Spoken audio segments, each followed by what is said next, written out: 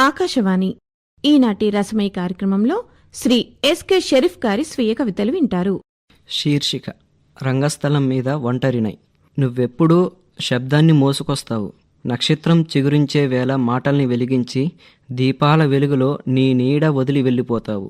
నీ చేతులు పట్టుకుందాం అనుకుంటాను, నీ చెంపలు నిమురుదాం అనుకుంటాను, వందల వేల మాటలతో నిన్ను ఉక్కిరి బిక్కిరి చేద్దాం అనుకుంటాను.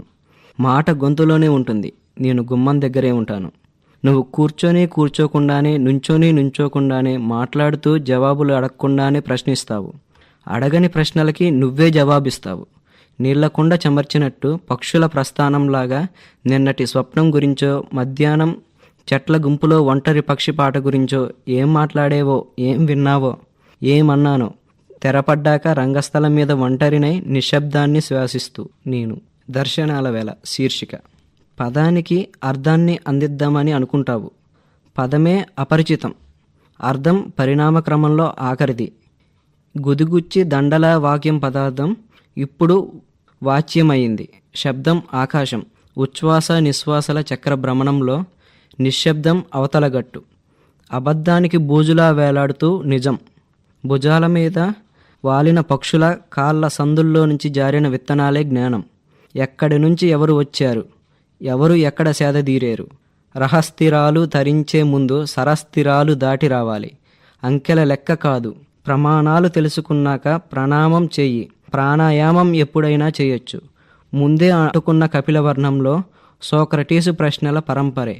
తత్వ ప్రదక్షిణలో సాంఖ్యం మొదటి మలుపు, చార్వాకుల దారి మరో మలుపు. మలుపులు తిరుగుతూ జ్ఞాన చక్షువుల్ని విచ్చుకోవడమే ఫలశ్రుతి. శీర్షిక: పద ప్రవాలం. పదాలకి పవిత్రత లేదు, శబ్దానికి సాపేక్షత లేదు. అర్థం ఎప్పుడో అడుగంటింది, కవితకి సారూప్యత లేదు.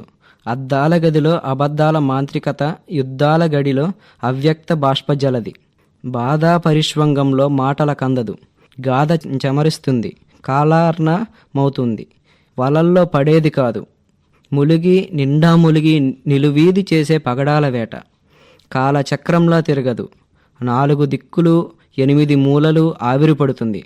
చరిత్ర చర్విత చర్వణం కాదు, నిత్య సంచరణం, మరణావరణం, ఆమరణ తరణం.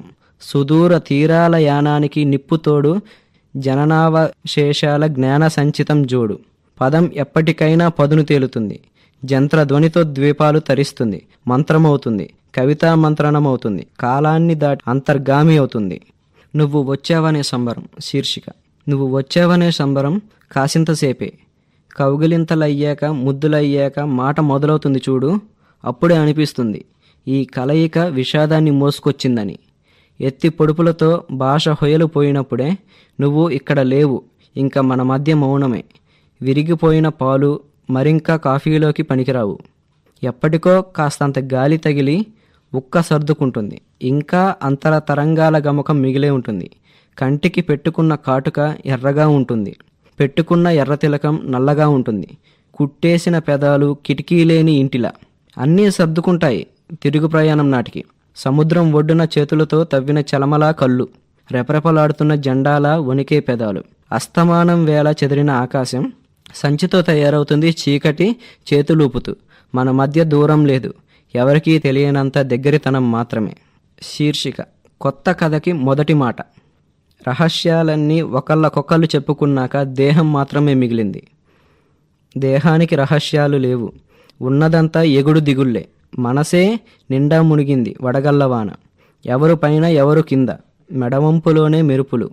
పెదాలు కాలే వేళ ముద్దు ఎక్కడ పెట్టాలి. కొండ ఎక్కేటప్పుడు దార జార్చవలసింది దిగే దారేది, మబ్బుల్లో నీరేది. బాణం వదల్లేను, కాదంబరి పూర్తి కాదు, వచనానికి ఏది ఆఖరి వాక్యం. రాత్రి సద్దు మనగదు, తలుపు చప్పుడవదు, కిటికీలో సూర్యరశ్మి. నువ్వెవరో నేనెవరో అంతా ముందుగా అనుకున్నదే.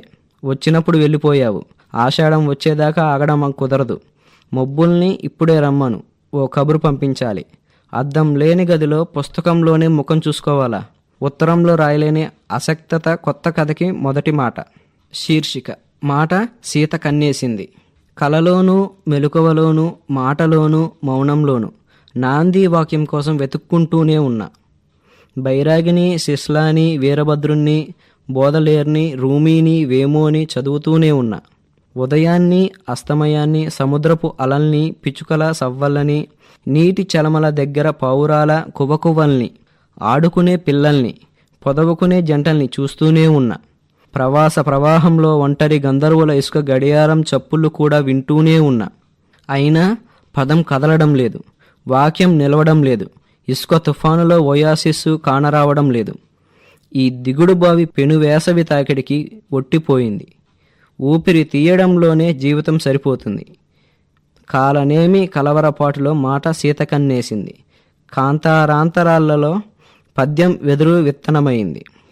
వెతలే వెతుకులాట శీర్షిక. తాడు కోసం వెతుకుతుంటే బొంగరం దొరికింది. బొంగరం గుక్క పెడితే గొంతు బొంగురిపోయింది. గొంతు పగిలి తాడు బిగుసుకొని మెడ సాగింది. కాళ్ళ కానని నేల. నేల మీద నలికల పాము, పాముల నర్సయ్య ఇంట్లో గుడ్డు పులుసు, వెదురు బుట్ట కింద కోళ్ల సంత, కొబ్బరి పీచుతో ఉరి, పెంకుల కపాల మోక్షం. రహస్యానికి రాత్రేమిటి, పగలేమిటి?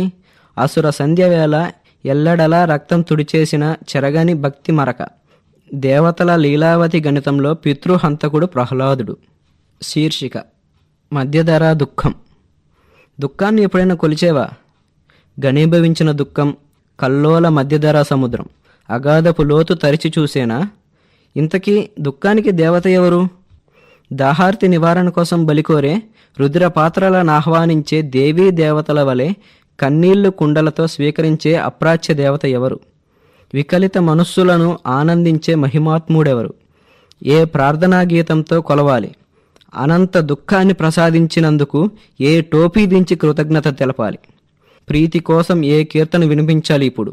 సైగల్ గొంతులో పాలస్తీనా ఆర్తగీతం, కృష్ణ గొంతులో డార్విష్ స్వేచ్ఛాగీతమా? గొంతులో ఇరుక్కున్న దుఃఖాన్ని, ఓడిపోయే యుద్ధాన్ని, ఎవరికీ పట్టని అస్తిత్వాన్ని ఏ ఇంద్రియానుభవంతో పాడమంటావు? దుఃఖాన్ని తరించడం అంటే కననానికి చోటు లేకపోవడమా, మననానికి చోటు ఉండడమా? శీర్షిక. సాయంత్రం. ఒక మేఘం నీళ్ల కోసం తిరుగుతూ ఉంది, తెల్లగా స్పాంజ్ ముక్కలా కోనేటి మీద వాలుతూ. మబ్బు ఒకటి నీళ్లతో బరువెక్కి నడుస్తుంది, తలకెత్తుకున్న బిందుతో అమ్మల. మొబ్బుల గుంపుల దగ్గర ఇంటి బాట బట్టిన గేదెల మందల, త్రుళ్ళి పడుతున్న సాయంకాంతలా మెరుపు. చప్పుడు చేస్తూ మట్టితో పాటు పడిన కొబ్బరికాయలు ఉరుమొకటి.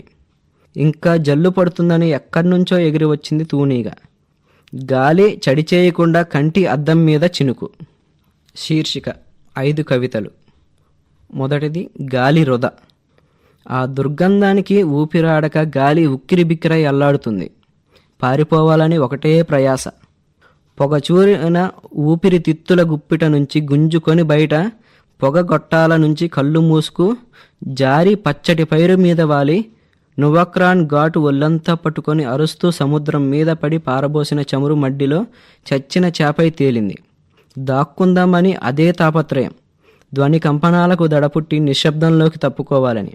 దొర్లుకొస్తున్న డుర్ల నుంచి, మీదకి దూకుతున్న బొయ్ల నుంచి, ఎగుస్తున్న కఠిన కంఠస్వరాల్లోకి మళ్ళీ కీచుగోళ్లు గగుర్పాటు గీరుకొని మోయలేని శబ్దాలు మోసుకొని భరించలేక పటిల్లుమని పేలుతుంది చావుకేకై. రెండవది అగ్నిస్పర్శ. ఎప్పుడూ ఏదో మండుతూనే ఉంటుంది. మంటలు అంటుకుంటూనే ఉంటాయి. కూరల నాల్కల సాచి నమిలి మింగేసి బూడిద ఊసేస్తూ వెచ్చదనానికి కరిగిపోయి చలమంటేనని ముట్టుకుంటే చురుక్కుమంటుంది. మంట నంటించి మంట మాయమవుతుంది. మంటే మిగులుతుంది. కూరుకున్న బుర్ర బాంబై బద్దలవుతుంది. లేస్తున్న విమానం నిప్పు ముద్దవుతుంది. మధ్య వేసిన పచ్చగడ్డి బొగ్గుమంటుంది. ఆకలేసిన దూడ అరుస్తుంది. భస్మాసుర హస్తం అదిమి పట్టిన ఒత్తిడికి ఎక్కడో అగ్నిపర్వతంలా లావా కక్కుతుంది. ఇక్కడో గ్యాస్ బావి బ్లో అవుట్ అవుతుంది. అంటుకున్న అరణ్యాలు అంత త్వరగా ఆరవు. ఆర్పడానికి కొంపల్లో నీళ్లూ ఉండవు. ఎక్కడో చమురు కాలుతున్న వాసన.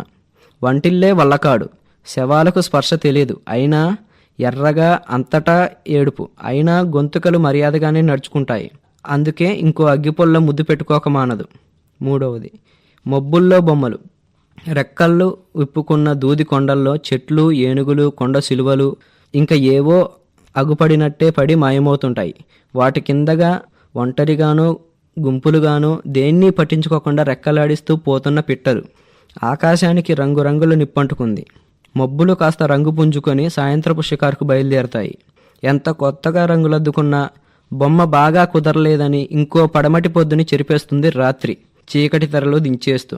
ఆరు బయట వెల్లికింతలా పడుకొని మిలమిల మెరిసే చుక్కలని చూపుడు వేలి గీతలతో కలిపితే బొమ్మలే బొమ్మలు కలల్లోకి జారుతూ.